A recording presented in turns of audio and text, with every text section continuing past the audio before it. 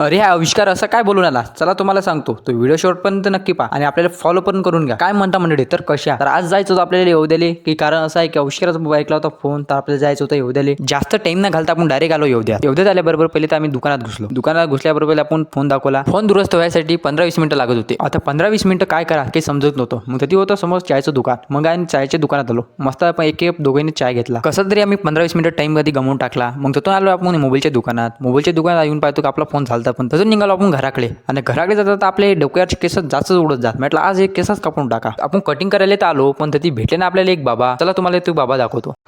मैं बाबा टिल्लू.